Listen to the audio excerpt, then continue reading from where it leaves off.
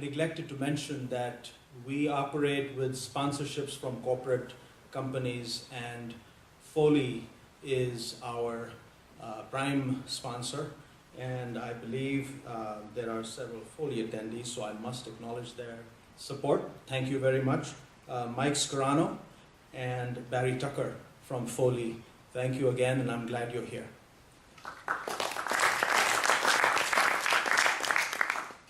Thank you very much. Let me welcome you to Atkinson Hall, home to CALIT2 here at UCSD. I only have 10 minutes in which to tell you a little bit about what goes on here, because we want to reserve as much time as possible for you to experience a good bit of what we're about. Part of it is walking through spaces and looking at things, but we also have a panel session with 3 of our professors and researchers that might participate in a discussion, and there will be opportunities for us to talk. CALIT2 is an unusual place. We are fortunate that UCSD not only stepped up to help create this institute, but also continues to support it. We are, formally speaking, and I don't want to go into all the details, but we are what's called an organized research unit. We are not a part of any one school. We work with researchers and professors from 24 different departments. And so the theme really is telecommunications and information technology, very broadly interpreted.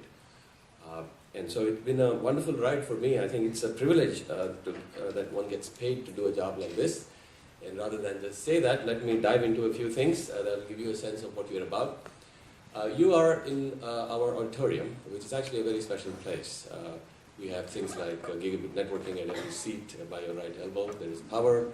There is spectacular instrumentation in this auditorium. No velvet curtains and wood panels, but both the audio and the visual capabilities of this auditorium, which we will very much want to show off to you before you leave, makes this place very, very unique. But let me talk to you a little bit about the kinds of activities that we've seen here. So we are in that red covered area at the bottom. This is where we have our digital cinema theater, but this being TiE, I can't draw your attention to the gentleman who was on the screen some months ago. That's President Kalam. We had a summit meeting, we called it, a bit grandiose, but it turned out quite interesting. We had live connection from Rashtrapati Bhavan, and President Kalam is a remarkable man. He not only gave a superb technical presentation, but really enjoyed taking comments, questions from the audience right here in real time. So what is President Kalam doing now that he's no longer the president? I'm sure, like me, at least I hope, you've been following what India has been doing in science and technology lately. Today was a historic occasion in India. I don't know if Indians are following this story, but Chandrayaan finally reached its final lunar orbit. It's going to be there for the next 2 years, beaming back pictures. These are the only pictures that ISRO puts up on its website. I'm sure there is higher resolution images that they are gathering. And I'm told from what I can pick up in the newspapers that President Kalam himself drove the design process hard enough so that final probe that's going to crash land on the moon one of these days, it was his insistence that such a platform be part of this mission. So he's a remarkable person in terms of his ability to really make a difference even when he's a president. So many of us, Rajesh Mishra, Rajesh and Sukumar, a critical part of CALIT2. Rajesh is now part of a startup in town, Mushroom Networks. He spent a few nights in Rashtrapati Bhavan, hobnobbing with President Kalam late at night while we were trying to get the network up and running between New Delhi and La Jolla. And it finally happened thanks to Reliance, by the way. Next door, we'll have a chance to show you a video wall which will allow one person at a time. So if you're really into this, you better line up to see in 3 dimensions what it looks like on Mars. So these are images gathered from 3 different space missions. So you have it's like a joystick. If you're a pilot, I think it will come to you naturally. You can fly over the surface of Mars, fly through the canyons, larger than Grand Canyon. These are real images. If you were a real astronaut, I don't think you would experience anything more visually stunning than what you can experience right next door. These are 2 of our visualization spaces. The Barrier is actually the smallest. It only works for 1 person at a time. Here we can accommodate 200. But we have another space which is also ready for you to experience when you step out. The Star Cave, you will see this for yourself. It's a bit of a holodeck.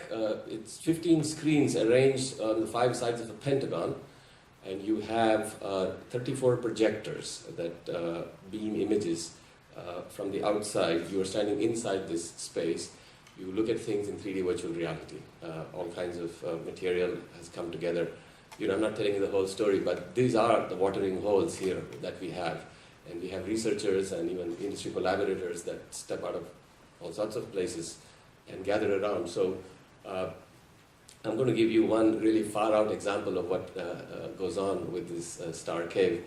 There are more pedestrian versions. The pedestrian version would be bringing up a building plan in 3D virtual reality. So before you build the building, you can walk the hallways and see what it looks like. There's also audio in there, so you can hear what sounds would sound like if you had this real building before you actually construct it. And there are 3 or 4 buildings that we already have up and running. But let me amuse you with this one here, which I think blows my mind away. There's many reasons why, from everything from marketing to really understanding how the human body reacts. You put a person through a certain activity and you ask them questions on how it felt and this and that. And it's very well known that people will tell you what they think you want to hear, not necessarily what they actually experience. So we have a team here. Much of what goes on in CALIT2 is a partnership with somebody somewhere on campus. So we have researchers from neurosciences, from the SWAT Center for Computational Neurosciences, our virtual reality folks, Jorgen Schulz, who you will see there, that have been working on this system where a person, you see this guy on the top right, he's wearing a sort of odd-looking cap, like he's getting a hair colored or something. They actually have this functioning system which has 256 electrodes on its way to becoming 512. You don't have to shave your head. It can basically pick up signals and resolve it. So you know what part of the brain is actually lighting up. And you can kind of coordinate that with what is the image this person is experiencing. So without asking them what's going on, you can actually get a reading off of their brain. And so now we can present different kinds of stimuli. There's one particular project that Eduardo Macanio, our founding dean of biology, and his partners are working on, which has to do with how do you design, for example, the interior of a hospital to make it more conducive to whatever it is you're trying to accomplish. It ultimately might be things like healing. How do you lay out a space so people recover more? Does light make a difference in a positive sense or not? But the very specific thing they're looking at is wayfinding. Apparently there's a great deal of loss of revenue and productivity because people simply get lost in a hospital. And so how do you design the interiors? What landmarks, coloring schemes, and so on do you put in place so people don't get lost? How do we find our way, So you can put this individual, have him basically navigate in this virtual reality representation of a building and see what do they really do. Here's another example. So I'm going to play a little video for you. Let's see if it works.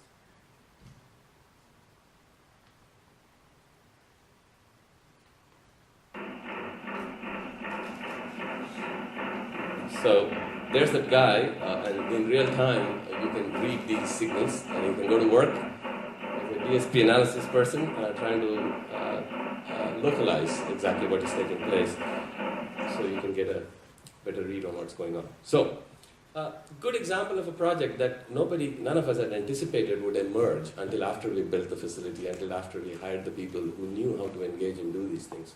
So no exaggerations, there is all kinds of new ideas that walk in the door and stay with us. And I'm hoping that you have some ideas, and you're actually going to be meeting with the real researchers who do the work, so you'll have an opportunity to ask questions and get some answers.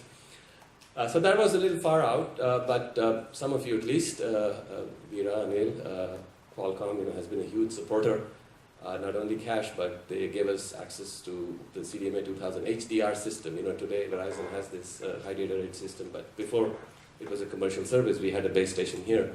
And years ago, we put together this little prototype unit to do stroke studies. So basically, the idea was to be able to examine a patient who presents symptoms of stroke at a remote clinic location and have UCSD Medical Center's experts take a look and determine if they could be sort of saved, revived, to prescription of this experimental drug, RTPA, which is a clot buster drug.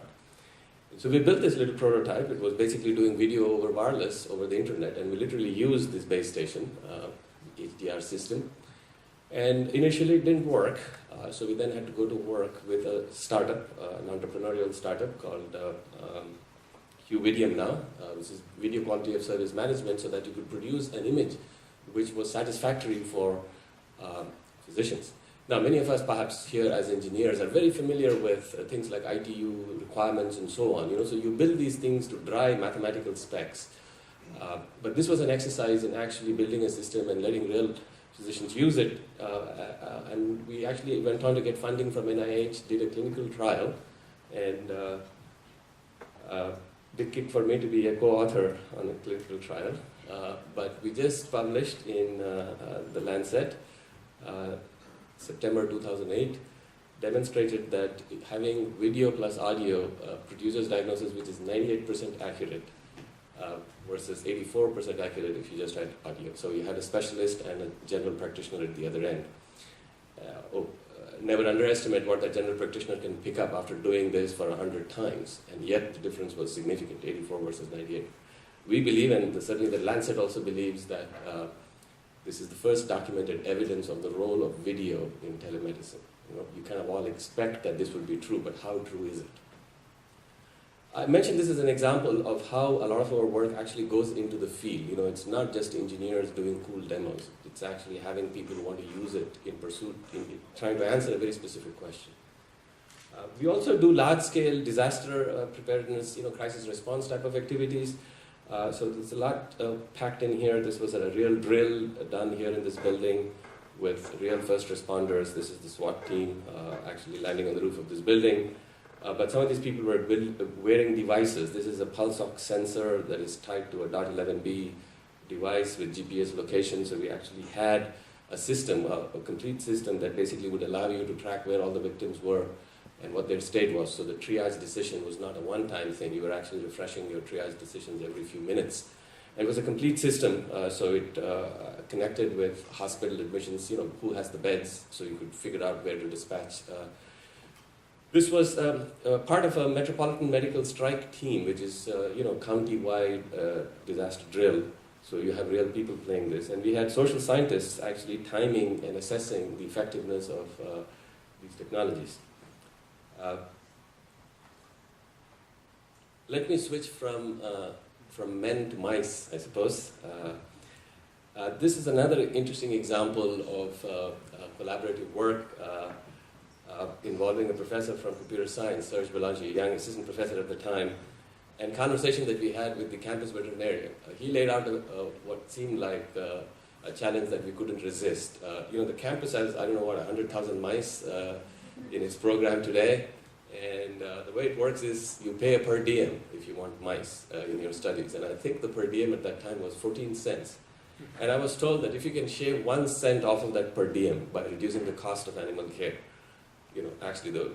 I was told you deserve the Nobel Prize, because NIH has millions of mice, and you can save quite a lot of money by just finding. So we did a quick back-of-the-envelope computation. How many seconds will the folks in animal care at UCSD get to spend watching every mice that is under their charge?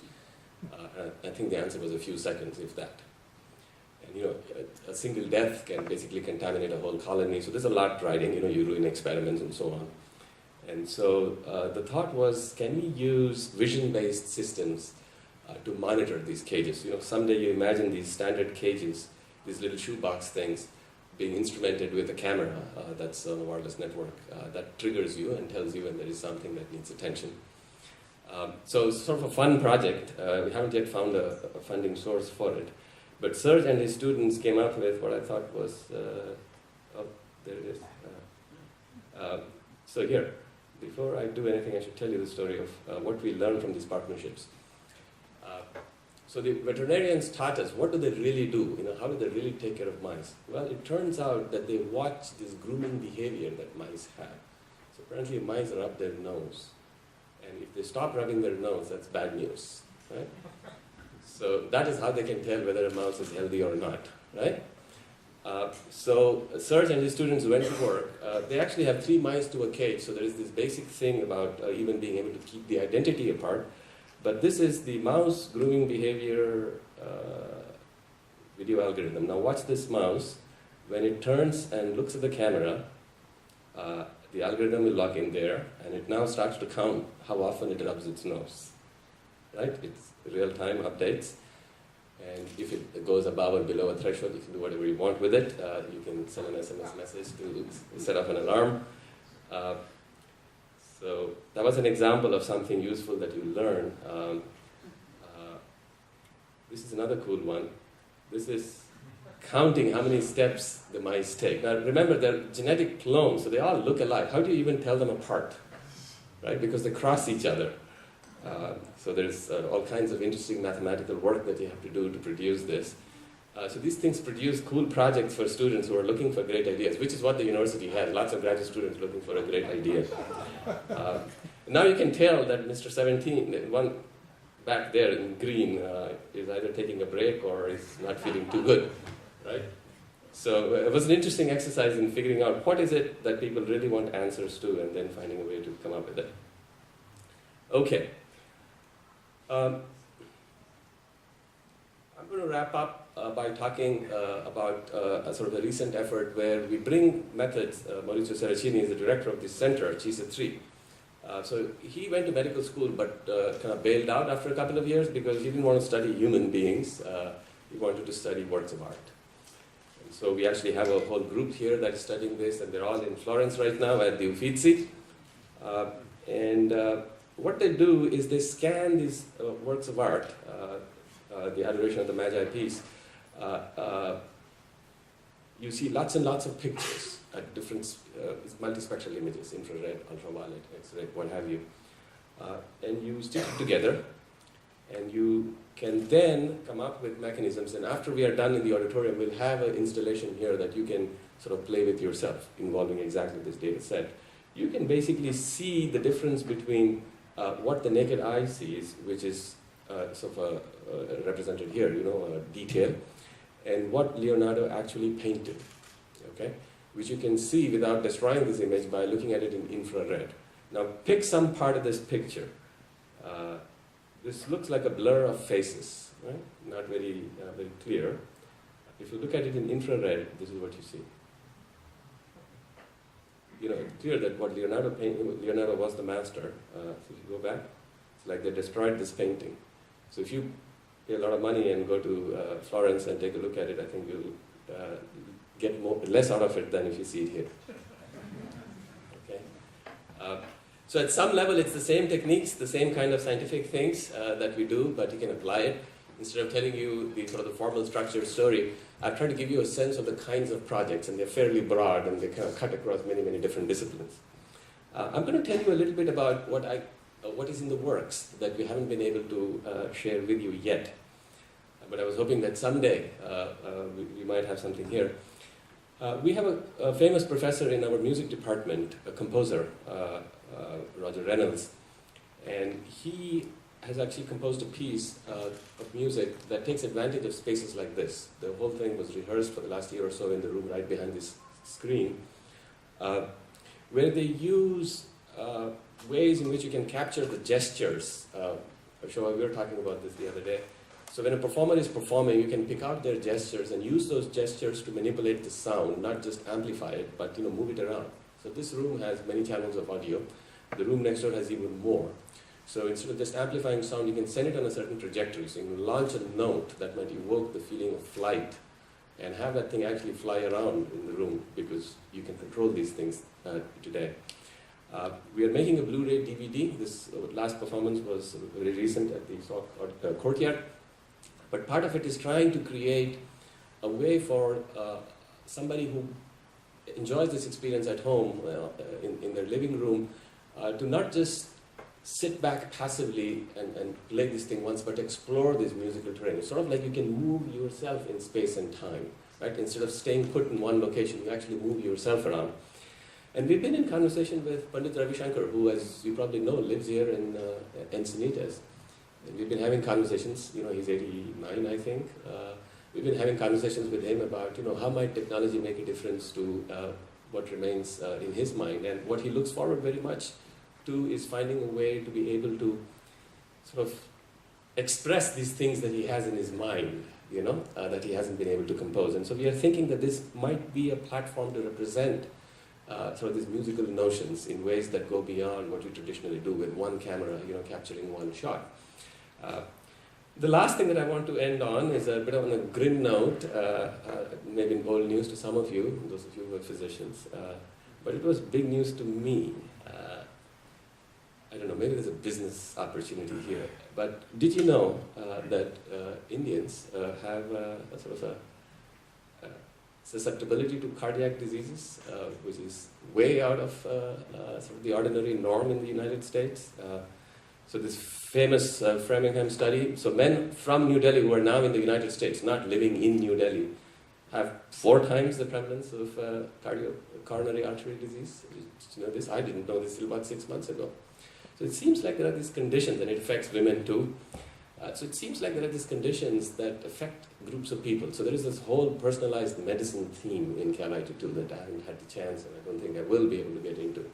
But how do you accurately assess what are the risk factors that these groups present, and how might we anticipate these conditions and do things in advance to kind of forestall the effects? So personalized medicine from the very beginning was part of what we wanted to do in CALIT2, so the informatics side of it, the building of the large databases, the visualization of the data, and doing algorithmic work so you can find out what these markers are, is part of what we do in CALIT2. So maybe the next time we get together we'll have a chance. So I'm going to stop here as far as my presentation is concerned and walk you through some of the material that this auditorium is set up to show. So please switch to Baraka anytime. We'll start with this image that you will see, which is off of a DVD, 640 by 480. Now you see it in this new format, which is 4000 by 2000. It's 8 megapixels per frame. Okay. Both these were actually scanned off of the same 75mm film on which it was shot. So one way in which you can think about this is, now look at the number of women in this picture, and look at how the women are dressed. And what are the men doing, most of them, as they walk around? Well, they're reading from the Quran, I suppose. There's a lot of detail that gets lost when you give up on the resolution. I wanted you to sit up front, because if you're sitting in the front row, 25 frames per second, which is essentially what most of these things are, the data rate you produce is about 6 gigabits per second. And if you do the math, that's about 1 Blu-ray DVD every minute. So that's how much data you have to feed into this to get this resolution.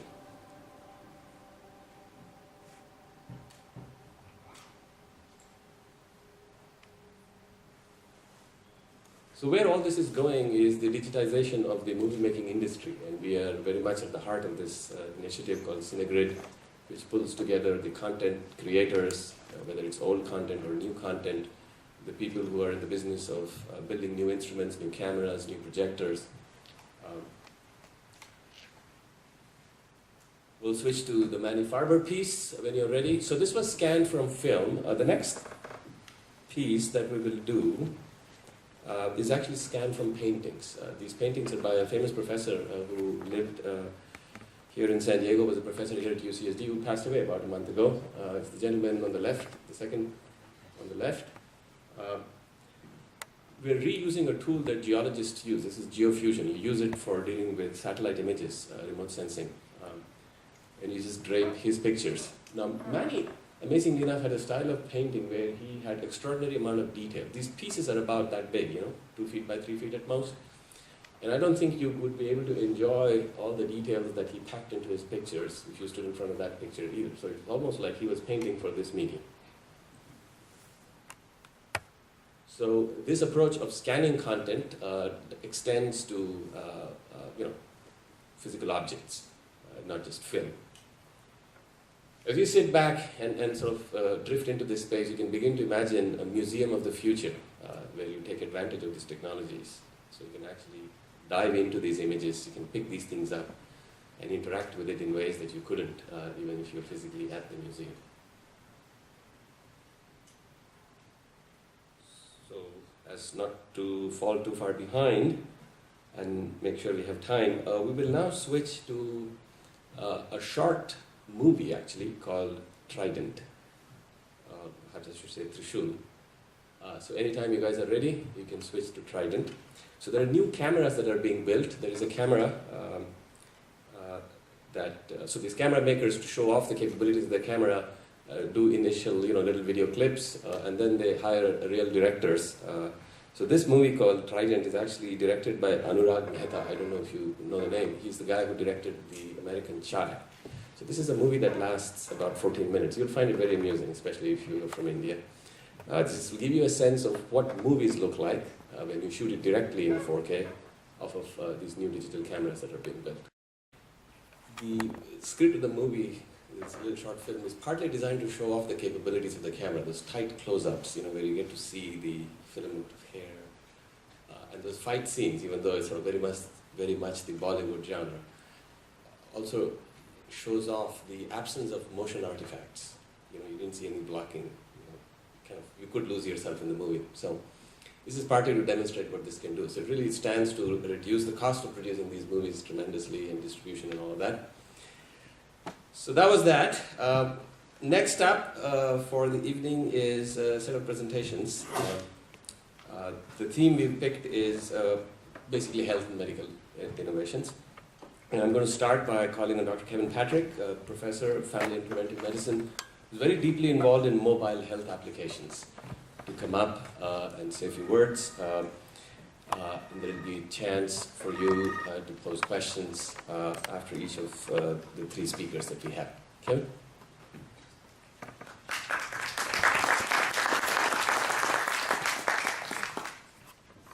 Thanks, Ramesh. Boy, that's a tough act to follow, that movie. So that's quite impressive. Now, how do I get... Oh, here we are. Okay.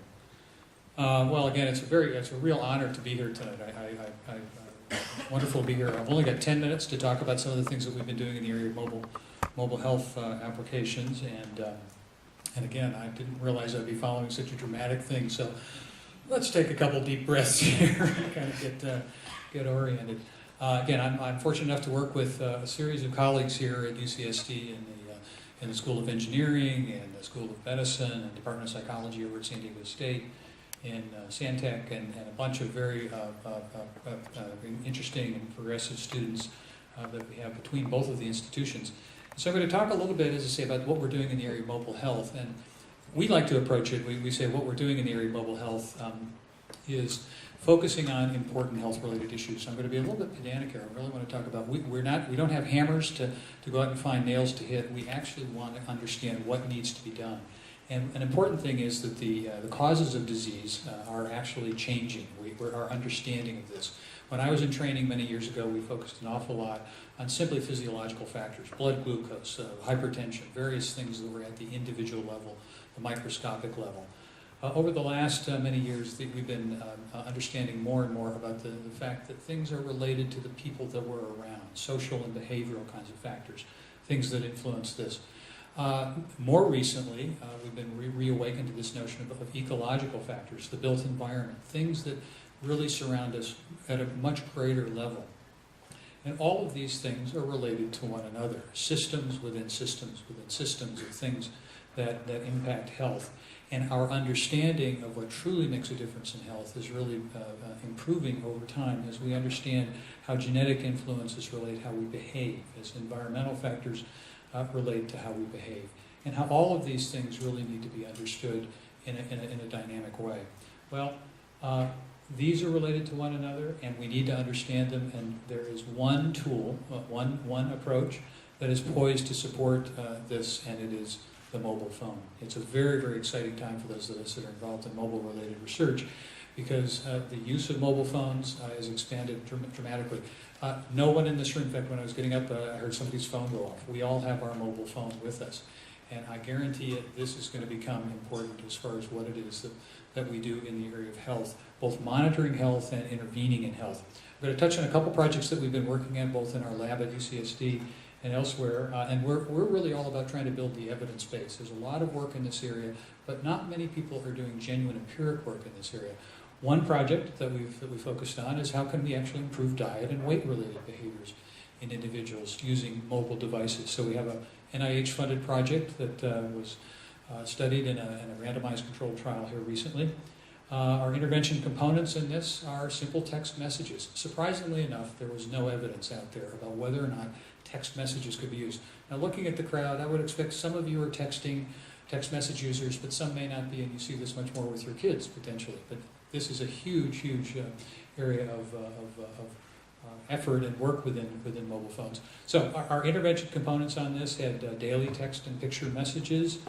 We had printed materials, small amount of printed materials that we gave out at the beginning of this. We had some brief counseling phone calls and goals related to behavior changes that we wanted to see people make, and self-monitoring, very, very important issue when we think about getting individuals to lose weight. So, but our components were primarily these 2 to 5 text messages that people got in any given day. The messages were theoretically driven based upon behavioral science, based upon what the clinical psychologists and others that we work with indicated would work, and they're related to motivation, to things such as tips, to reminders, to issues related to short-term goals and longer-term strategies, and self-monitoring. Sort of a science behind the use of these and delivering these via a platform on the mobile phone. We also sent little pictures to individuals to help them sort of get a sense of what was happening, not only about what a serving size might be or what a healthy meal might be, but also to help them self-monitor their weight. We actually self-monitoring and give them feedback on a weekly basis in terms of what their weight would look like. This is probably one of the most important aspects of this intervention, and it focused on rule-based dialogues, expert system-driven dialogues, which actually sort of called and asked for a response, related to such things about have people attempted to do changes in their diet, or have they monitored their weight? What was their weight? People were asked what their weight was, and they could actually put this back in. This sounds relatively simple, but surprisingly enough, there have been no mechanisms, no methods to do this with individuals other than paper-based self-report prior to the deployment of cell phones, especially the wired always-on notion. I mean, you can use a PDA. Years ago, people would do that, but they weren't necessarily connected into this broader network, nor were they supported with fairly sophisticated logic. When we launched with the small pilot study, we had over 3,000 text messages, 1,500 different intervention rules based upon time of day, based upon a lot of information that we gathered from people beforehand, which could be programmed into the system and actually programmed both on the cell phone side and into the back end side. And a whole system essentially of using the data that we gathered and bootstrapping forward based upon that data over the lifetime of the study. So the bottom line is we did a randomized controlled trial among garden variety overweight individuals that we recruited from San Diego. At baseline, women and men. Men were heavier than the women, but the randomization worked as far as distributing our 2 populations appropriately. And after 16 weeks of using this particular intervention, we found a difference of 4.25 pounds, a significant difference between the 2 populations. Now that might not sound like a lot, but after only 4 months, and after a methodical approach to this at a population level, that sort of weight loss can actually make a substantial difference. So we now have a proposal to sort of carry this forward, because we know that this is only the beginning of the story and not the end. Great feedback. Adults, again, these weren't your teenage texting users. These were regular adults who either were already text users or willing to learn. They loved it. High level of acceptability. Really, really enjoyed it. And those of you that might be working in mobile or know about it, mobile applications, one of the great things about texting is it cuts across phone platforms. You don't have to use a smartphone or an Apple iPhone or whatever. You can use texting on virtually all phones. So we're actually pretty excited about this. So moving from something like this, we'll talk about another little project that sort of spun out of our lab, and it's the notion of attempting to use location-based services to actually prompt people with an appropriate behavioral message. And we've been experimenting with this for a while. We kind of coined this term of ecological momentary intervention, where someone is and pinging them with a behaviorally appropriate message. So this is a project that the startup company that has spun out of our laboratory work here at UCSD. It's done. Ramesh Ventrakaman is here, our Chief Technology Officer, who we just hired a couple of months ago, and I failed to acknowledge on my initial slide. I've got to update my slides here. Oh, there he is. He's right down in the front. So this is a contract, an NCI-based contract, where we are using a cell phone client and a back-end server and attempting to inform research in the area of energy balance, that is weight-related research. And this is the architecture. And this kind of sort of says the kinds of things that you can do with these kinds of devices. And again, focusing along the left-hand side, you think of various sensors and things which can sort of put data into the phone. You might have heard the term body area network, this notion of all the various types of devices that people would potentially be wearing, that the phone then becomes sort of the smart client-side brain for, if you will. So I could talk a lot about this. Again, don't have enough time to talk about everything, but basically this feeds into a server, and we can assess things, we can push messages out, and all of this can be configured on the website. So this gives a wealth of opportunities and possibilities to actually use the cell phone as effectively a portal and something that people are willing to carry. You know, you leave home these days, you got your keys, your wallet, and your cell phone. Those are the three things that you carry with you. So I want to focus just a little bit on the GPS, because that's really the thing that we think is sort of the sweet spot with some of this stuff, and that is how we would actually use location-based services to prompt health. And this is an example. You know, we know where you're eating. The system might know that you're at a McDonald's restaurant or something. And so the system essentially says, well, are you willing to record your food? Are you willing to take a picture of what you're eating? And I could go on and on about the science of taking pictures using cell phones. It's very, very sophisticated these days. We're working with some partners in this area. We actually are using this sort of prompt recall of what it is. So you load up these pictures and you can look at them afterwards and do kind of a nutrient analysis, if you will. But you can also take reports of activity. You might have seen on the initial slide there was a heart rate monitor. We actually developed a Bluetooth interface basically to the phone that allows real-time recording of heart rate, and then you use that heart rate data to determine whether or not somebody's active or not. Again, I'm just hitting on sort of the high points here, but imagine, and we're doing this, and your pulse rate is slow. Are you willing to take a survey? What's the purpose of the activity that you're doing at this point? What is the level of intensity? You can ask a whole series of questions related to the kinds of information that you're gathering, and then you upload it to the server. Once you upload that to the server, you can then use the data to make an interpretation of what's going on with the individual, take that data and push it back out with the appropriate message, like the text messages that we talked about before. This is really where a lot of us are thinking this world of mobile-related health is going to go. Imagine medication adherence kinds of issues. Imagine management of diabetes. Imagine other sorts of things. Different language issues. In our texting project, we're already working on a Spanish language version of this, and had to change a little bit of the texting because of some of the issues with that. So again, I could only hit on a couple projects given the short period of time. Happy to answer questions later, but we're working. We have in the field right now a study where we're looking at adolescents at risk for type 2 diabetes who are using texting to help self-monitor. We have a project where we're looking at kids recovering from type 2 or from leukemia, and essentially attempting to improve their health outcomes. They're at risk for several additional problems, even once the leukemia is treated. And we feel that this medium is something that these kids will just love, and our formative work is suggesting that that's the case. We're using it with schizophrenics to help them self-manage their mood and their medication. Imagine that, a very tough population to follow, but who are really liking this notion of being able to use their cell phone to help with what's going on. We have a big project looking at gene environment studies where we're attempting to measure both activity and cognitive and psychosocial data, and feed that information into research that's focusing on gene environment exposure research. Again, a very, very exciting thing. We're also exploring this notion of connecting up mobile devices with social technologies. Facebook, MySpace, those kinds of things. A lot of excitement about this. Hardly any research, if you go into the medical literature, you find hardly anything related to the use of those sorts of things, especially if you think of mobile social applications. So we're dipping our toe into that with researchers here, CALIT2 and the School of Engineering. And then we're also exploring power management issues, all kinds of issues related to how one actually gets body sensors, heart rate monitor, an accelerometer, a device that might be a glucose monitor, how you actually get those to coordinate with one another without having to sit there plugged into the wall the whole time, because the power management issues are really key. We have scientists here who are really trying to work on the handoff issues and management issues that are related to that, very complicated algorithmic kinds of thinking that goes into that. So again, could only touch on on the high points, because I know we've got Phil Rios here who's going to be talking about some neat stuff and Surgicam. So that's my presentation. I'm happy to, at the end of the panel here, talk a little bit, answer some questions, and I'll be around a little later. But I think I've given talks on mobile health more extensively. Now is the time to think about buying real estate in this area. It is a very, very interesting and potentially powerful area. So with that, I will close.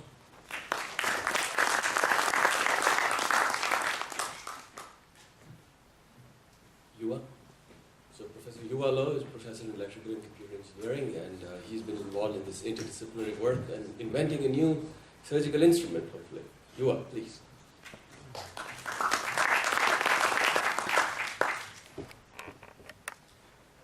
Hi, good evening, everyone. It's my great honor to be here to talk to this audience.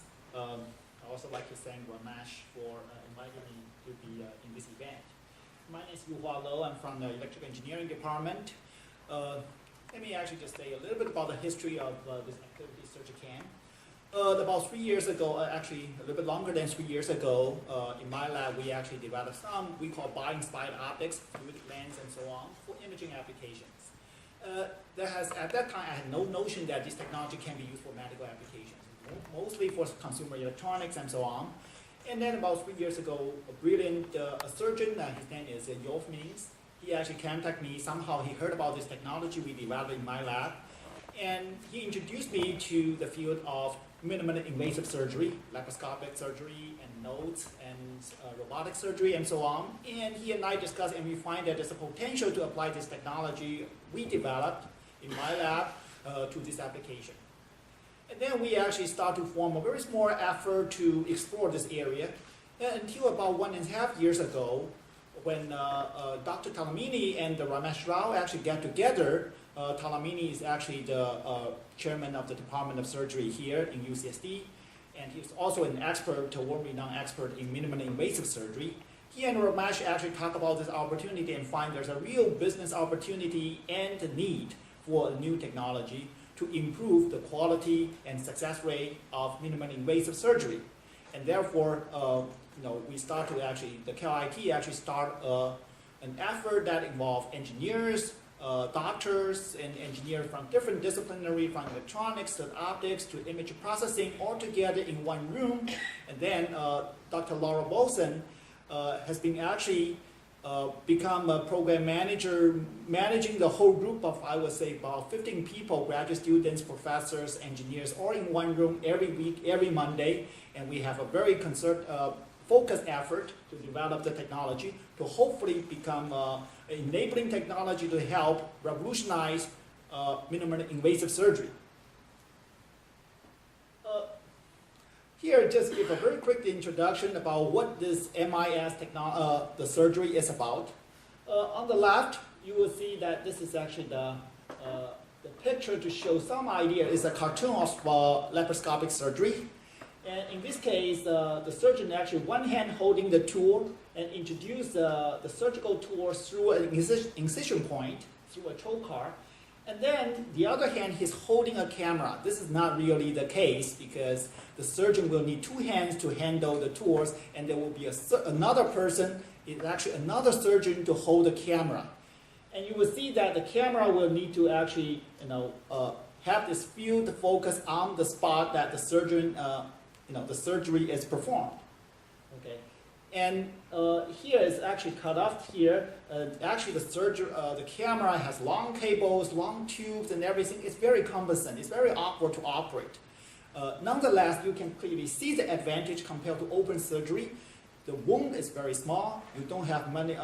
Actually, the loss of blood is very small. Level of pain is more. Recovery time is about 300% faster. In other words, they about you cut short the hospital stay time, and the loss of work time and everything is greatly improved.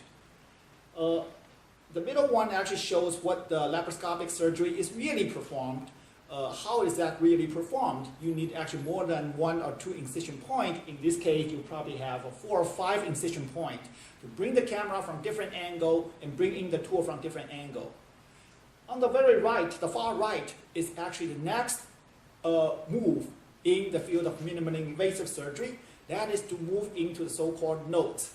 Okay. Instead of having so many incision points, even though each incision point is small, maybe 10 millimeter, but still it hurts. Okay. So eventually, if we can introduce all the surgical tools, and particularly the camera, through natural orifice, through mouth, through vagina, or in this case, belly button, and then we actually do not have any incision, the recovery time will be much faster, and the risk of infection will be much more minimized. But then you will see that that will be a very crowded, and the worst thing for the surgeon is that their view is in vision. The vision is impaired. When you don't have a clear vision, the surgeon cannot perform a good surgery. The risk of injury or failure of surgery is increases tremendously. And that gives us an idea. The fundamental, the question is, what limit the migration or progress and proliferation of MIS process? Today, after about 30 years, 20 years of invention of minimally invasive surgery, we have about 3 to 5 million surgeries performed in the United States using this MIS process. However, the growth potential is tremendous. And each of this camera, even though it's not ideal, still costs thousands of dollars. So that actually present a very attractive business opportunity to improve this critical tool. And the goal is clearly that if we could offer the surgeon the vision as our human vision in open surgery, and then this surgery can be performed much more effectively at a much lower risk.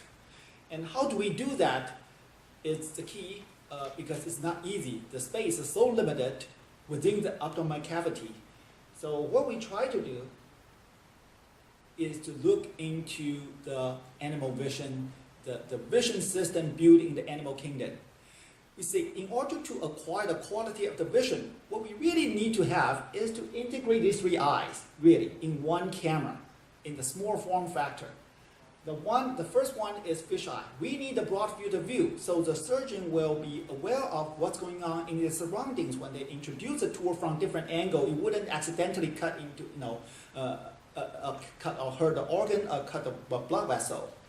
And then, of course, we like to have the normal human vision in terms of the field of view, but also we need to see details. In order to see details, we equivalently having to have the eagle's eye type of telephoto characteristics.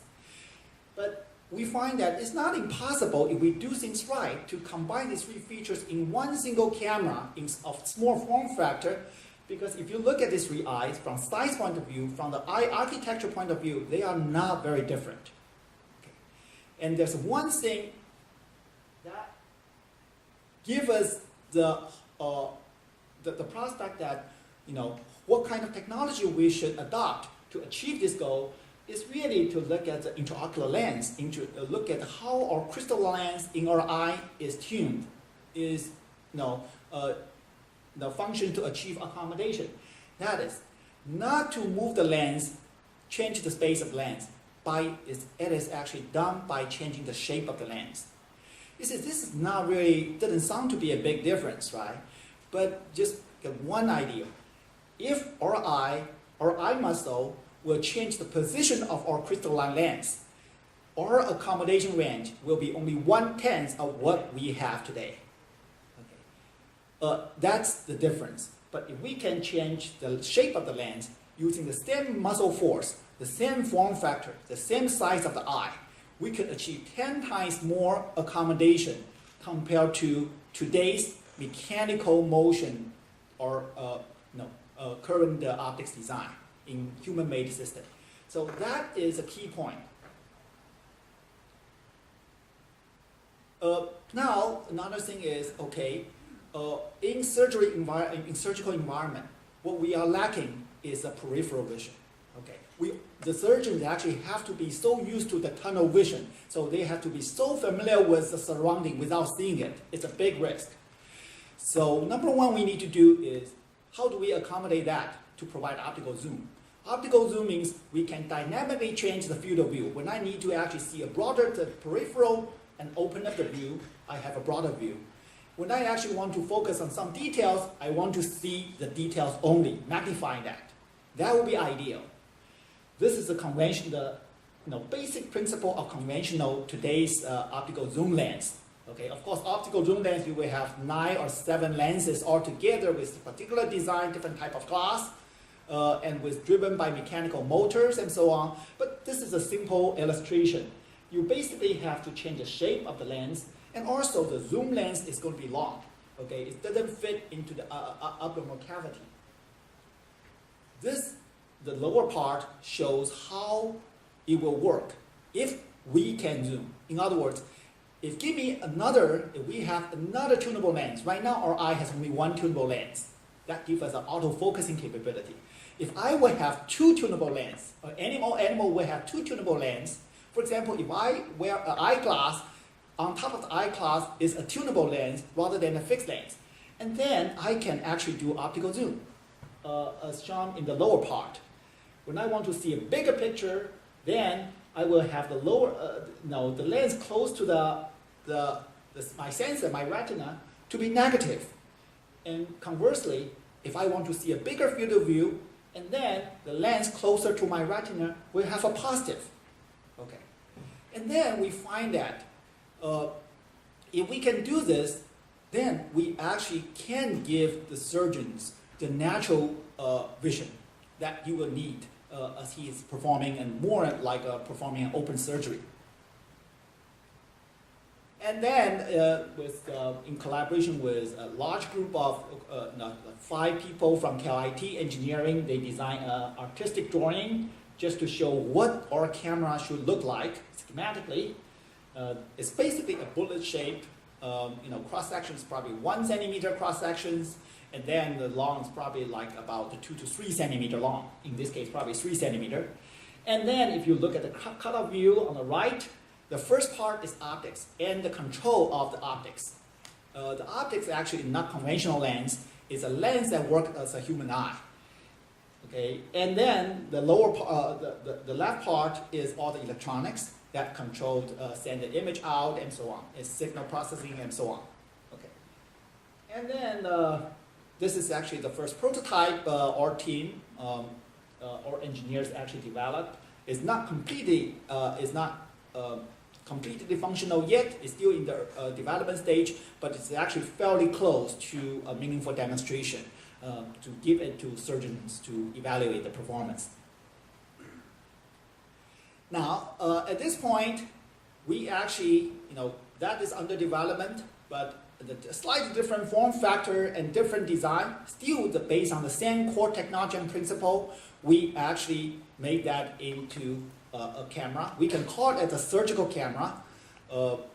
In this case, the surgical camera can also work as a normal camera, just like any digital still camera.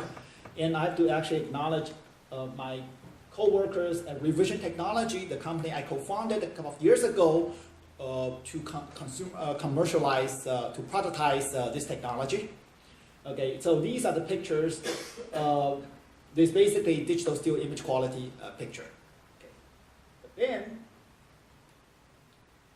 let's see some unique capability of the surgical camera. This is the same, all the picture I'm going to show you next are from the single camera based on the surgical camera we're going to develop. First of all, we use that camera to take a picture. This is actually probably the world's largest teddy bear. It's actually at the courtyard of outside this building. And this is about 15 meters away when we took the picture. The student actually took the picture. And then he moved the object 1 centimeter. So this is actually the dynamic range. You can focus something almost at infinity, star in the sky. And you can also focus something that is only 1 centimeter from their lens. That dynamic range is much welcomed by surgeons. They need to have that dynamic range. The second thing is the true optical zoom. This is actually 4x optical zoom, what we demonstrated. So imagine if these are not just flower, this is actually the organ, and then the upper left allows the surgeon to see the details he needs to see. And then this basically is eagle's eye, human eye, and fish eye. The middle lower one, you can see even the the fisheye effect. Okay, apparently they have some distortion. And there's actually room for improvement in the image quality, of course, that we will do that. Now, another very unique and attractive capability is this is actually the one-of-the-kind camera that also functions as a microscope. Camera and microscope, today's, if you actually buy the camera shop and go to a camera shop saying, I want to buy a microscope, people will be laughing because they are two totally different things sold in two different stores and in two different worlds. Optics people will design two things completely different, using completely different principles of design. Okay, because one thing, you see a camera, we take a picture out of this, in this auditorium, and then reduce that to a tiny CMOS sensor chip, right? Microscope is just doing the opposite. I'm looking at something so small and so close, and I magnify. One is demagnifying, one is magnifying. There's no way that these two systems can become one. But in this case, when we make the Surgicam, we make not only a camera that can zoom, give you the human vision, human-like vision, it also works something beyond our human eye can even do. That is the superhuman vision, or we call microscopic vision. Okay, on the left, this is actually a picture taken by quote a camera to resolve a pattern of 2-micron features. In other words, this camera can literally take pictures on cells. Okay, so this is something, of course, very attractive to surgeons. On the right, but of course that will apparently limit the field of view to be very extremely narrow. So on the right is something that's probably more surgeons will enjoy more often. If, for example, I'm actually cutting off a tumor, I want to make sure that I cut the right part. I wouldn't cut more, I wouldn't cut less. So I want to see the border of the tumor. And that basically, this is actually the picture I show here, is a slice of mouse heart. So you can see actually the muscle bundles and everything. And then that scale about 100 micron or 50 micron resolution, that becomes extremely handy. So the surgeons really like that, so they know how to do this microsurgery, for example, for tumor removal. That all being said, now I'd like to just show one thing. This is actually the work done by the team about image processing. Okay. Here we need, the surgeon would like to have the video without interruption and so on. But then we need to actually do many things. We need to do real-time image processing. My colleague, Professor Chuan Yan, actually is an expert in this area. Here, just show one thing. In our body, we don't have many blue objects. It's all red or yellow, okay? But the sensor, we also like to have the blue. So on the left is actually the raw image of blue. There's almost no blue light. So it's very dim, very noisy, and very fuzzy, okay? And then he actually, Chuan has developed real-time image processing techniques. So they have the HD bit stream coming in, and real-time they correct the color. So on the right is a corrected blue. And he also has developed a couple of technologies, for example, to avoid to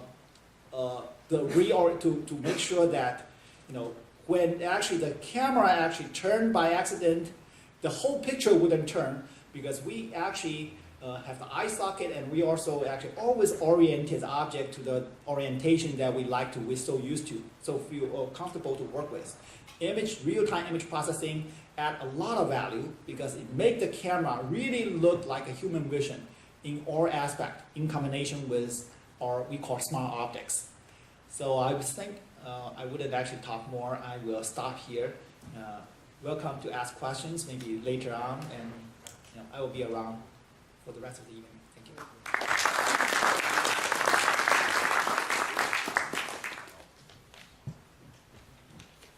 Phil Rios, we should promise to not go over 10 minutes.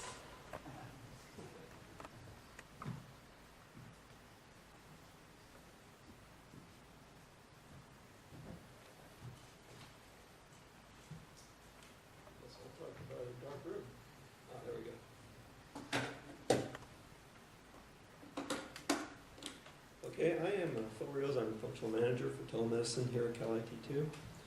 Given the theme of this meeting, which is entrepreneurial, I decided to pick a project that we're working on, which is called the Health Gateway Project, and just give a quick overview of that. Okay, so some background on the Health Gateway.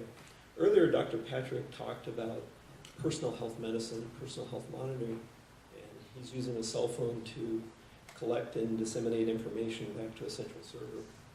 This project takes a slightly different tack at kind of a similar problem, and that is that there are many health monitors currently on the market. The project is actually an example of how CALIT2 kind of works closely with the entrepreneurial environment, and that we're monitoring the market, we're trying to understand where there are voids in the marketplace, and then develop technologies that are appropriate for that. In the Health Gateway project, with personal health monitoring, there's a multitude of personal health monitors currently available, such as this one, which is a non-impulse oximeter. You put this on your finger, you put this on your wrist, you can measure your blood oximetry level as well as your pulse rate. This is state-of-the-art for today. It uses Bluetooth 2.0, and it communicates to a computing device. Nonin doesn't sell a computing device that this communicates to. A lot of manufacturers do that currently. They put out the device, but they don't really have the connectivity in the back end to support it. I can name quite a few: A&D blood pressure monitor, A&D weight scale, a live ECG monitor, et cetera, et cetera. So the question is, where is this trend going, and what are we going to do about it? All right, as a backgrounder to the personal health monitoring, we make a premise, and that premise is that people like data. We see this when we open the paper in the morning. You go to the sports page. There's all these line items, or all these box scores in the sports page. You read those. You go to the stock market page. There it is. It's all laid out. Nobody reads that stuff, but it's all there. 5 pages or so of that. There's data all over the place. People love this stuff, but what do you do with it? Here's a fact. Health monitors generate interesting data. This thing is pretty cool. You put it on your finger and you get the amount of oxygen in your blood. That's pretty cool. You get your heart rate. That's pretty cool, right? But where's this data go? It goes maybe to a display, and then it goes away. Right? What do we do with this data? Right, so here's a conclusion. People like to view their health data. They want to see this stuff. They want to aggregate it. They want to know how they're doing over time relative to other people, relative to some statistical values. So here's a question. Why don't we record this stuff? Why don't we use this stuff in a useful manner? Where are these systems that are built around these cool monitors that are collecting this stuff? Okay. So, like I said, there's recent innovations. Here are some of the types of devices that are out there: blood pressure monitors, weight scales, glucose meters, et cetera, et cetera. The newest breed of monitors, I guess I should back up one step and say, here's state of the art. This fits on your wrist. It's pretty big. The reason it's pretty big is because you have to put this enormous battery pack in it. If you look at that, that's 3/4 of the size of this thing, because the battery technology and the power technology for this stuff is not really yet there. Next generation wireless technologies like Bluetooth 3.0, Zigbee, other low power RF technologies are going to cut these things down in size to the point where it looks like your wristwatch. So this thing will connect to a device that looks like your wristwatch. These will become wearable. They'll become much more prevalent because they'll be lower cost, longer life, et cetera, et cetera. These trends, the trends of these particular devices is going to open up a lot of new opportunities for collecting and utilizing this data in innovative fashions. So what do you look for in a health monitoring system? If we have all these new devices on the market, what are we going to do with it? How are we going to build a system around it that is of value? So the first thing is it has to have some utility. You've collected this information. What do you do with it? Well, the health data has to be correlated with known health statistics. It has to show you how you're doing. We need to be able to aggregate this data not only locally, but also centrally on a server so that we don't lose it and so we can disseminate it properly. And then the presentation of the health data has to be intuitive. You want to be able to go to a website where you can see your data and say, hey, I see how my weight has adjusted over time based on other factors like my diet or my exercise or what have you. This also has to be appealing. In the marketplace, there has to be an appeal to this. So there has to be some form of sexiness to it, if you will. So I'll get to that in a second.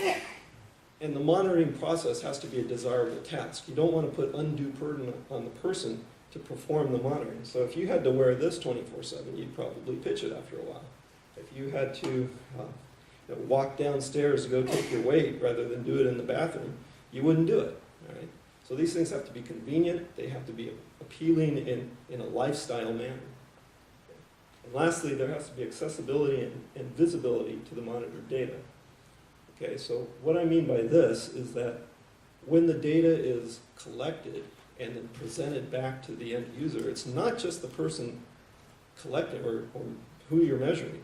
It's also, for instance, your relatives. Let's say that you set your grandmother up with a blood pressure monitoring system. She lives in New York, you live in California. You want to have access to that data. Or your physician, you want to provide your physician access to that data.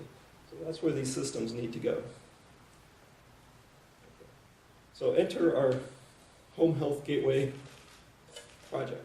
This little device right here is aimed at trying to solve some of these problems. This is I guess I should follow my lead here.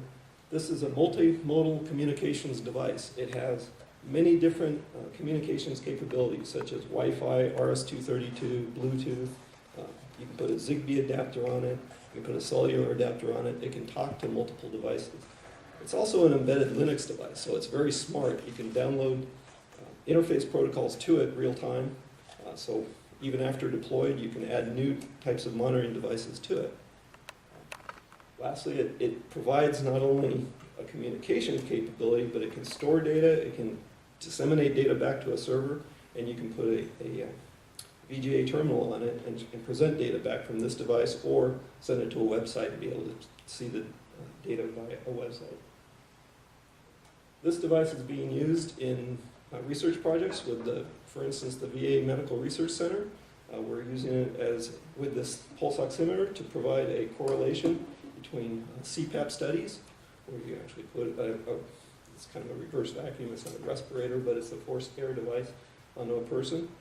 Those CPAP machines have a data collection capability, but a researcher in the CPAP area needs additional information, such as blood oxygenation and pulse rate over a longer period of time.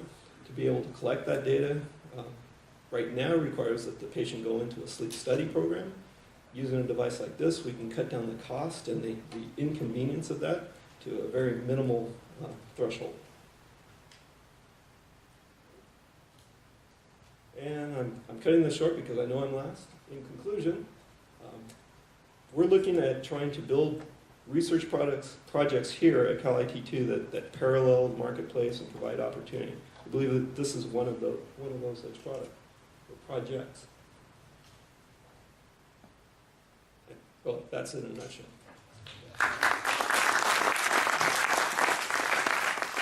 So given that we're falling behind, I think we'll have to take questions perhaps informally during the rest of the evening. I did want to make sure that I introduce you to Laura Wilson, who is our Manager for Strategic Partnerships. Laura, would you please stand up? She's right here in the front.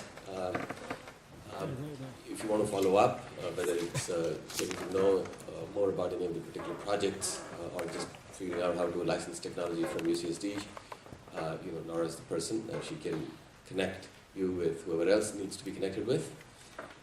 One of the things that she's done is besides reminding me to tell you about it, is to actually craft a program. We call it the CALIT2 Industry Forum. It allows you to, without having to go through complicated non-disclosures and so on and so forth, to have sort of a space in which you can spend time with other researchers and brainstorm without the rigmarole that normally lawyers would like to see us go through. Sorry if there are any lawyers in the room. Lawyer-free zone is what you wanted to create. And Laura did that. I also want to call on Lovella, who I actually want to thank for putting the evening's event together, to say a few words about what lies ahead. Laura, Lovella, please.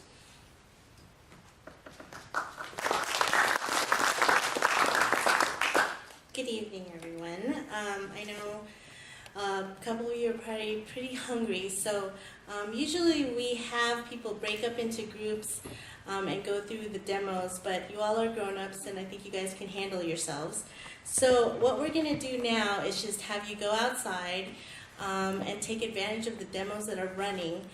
We have the Star Cave Barrier, which is a 3D environment, which is probably going to be the most popular demo of the evening. So there will probably be a line. So I suggest that you take advantage of the Scalable Cities installation. It's an interactive multimedia installation by Sheldon Brown, which is just around the corner from where you registered and picked up your name badge.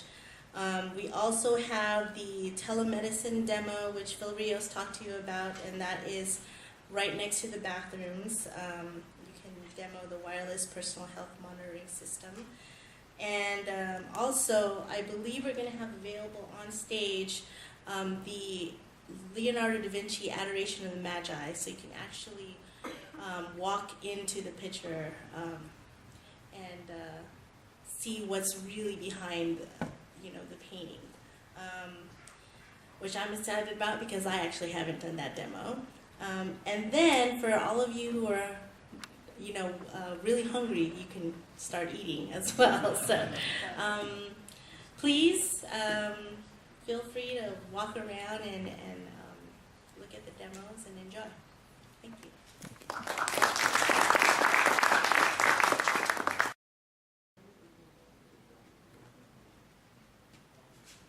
So the thing to do is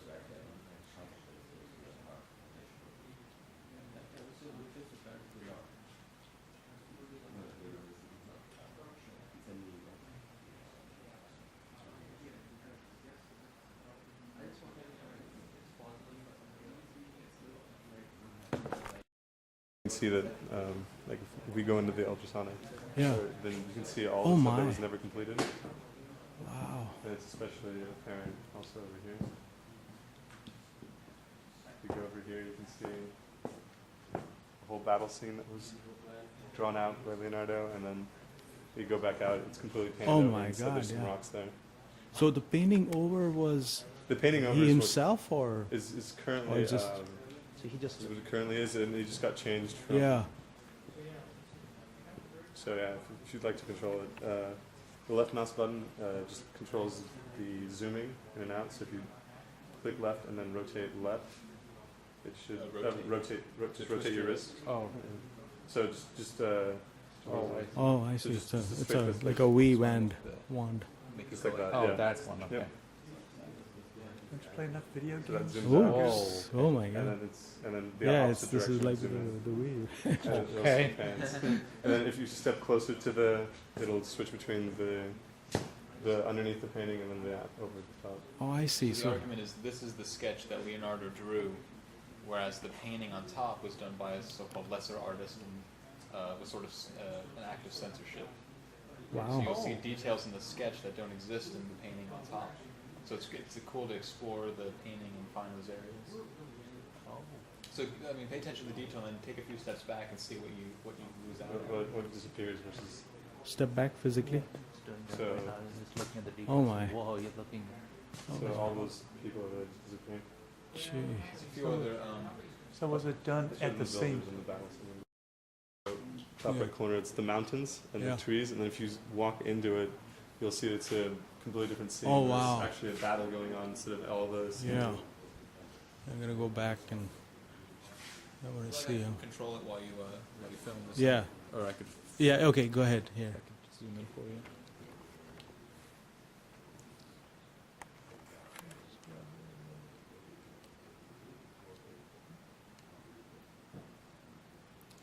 And then when you walk in, oops. Yeah. Oh my. Yeah. Oh my. A lot of detail that comes out. And there's an elephant in the back too that doesn't exist in the actual painting. They actually knew what elephants look like in Italy. So what is this? What it does is it takes the painting. What's the actual technology behind it, Mike? It's ultrasonic. It's a lot of different things going on here. It's like there's like laser, ultrasonic, and they take it. They look at the actual painting that was done by what they figured out was a lesser artist than Michelangelo. It was a completely different artist by looking at, or Leonardo, excuse me, by looking at the fingerprints on the actual top layer of the painting, and then by using the ultrasonic lasers, and there's a couple other technologies in there. They looked at the original sketches that Michelangelo had done. Okay. Or, So by taking different scanning technologies, they scan the painting at different wavelengths, which ended up giving them a different layer for each wavelength. And then they took all those layers and put them on each other, and they hooked it up to this technology that lets you interface with it by walking into the painting. So every time I get closer to the tracker, we're moving through layers in different scanning methods. And this, I believe, is infrared. Infrared gives you, this is the sketch, the original sketch Leonardo did. And as you move back, you'll see evidence of other artists painting over his work. Okay. Wow. So where you see things that it kind of covers up the actual meaning. And one of the main things is the elephant is a very poignant example. As you move forward, all of a sudden, there's no more mountains. There's just an elephant.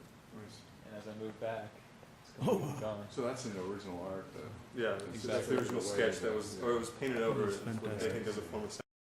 You saw, but the painting is hundreds of megapixels. So as I zoom out, this big 8 megapixel section we've been looking at, where actually the most I can zoom in, yeah, that's the most I can zoom in.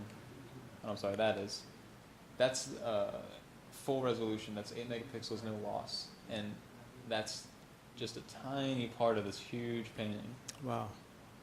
And this painting isn't that physically big either. So we're actually, oops, what happened there? We're actually seeing stuff that you couldn't see with your naked eye if you were actually in the museum. I'm too far away. So if you could do this with other paintings and take a painting that's maybe 2 feet by 2 feet and blow it up to this amazing amount of detail and be able to look through it. Can you just walk towards that? I want to see what Okay. detail behind. Well, not just to get the infrared or. I just want to see what. Oh, it's so much more crystal compared to. One thing to note is the position of his head.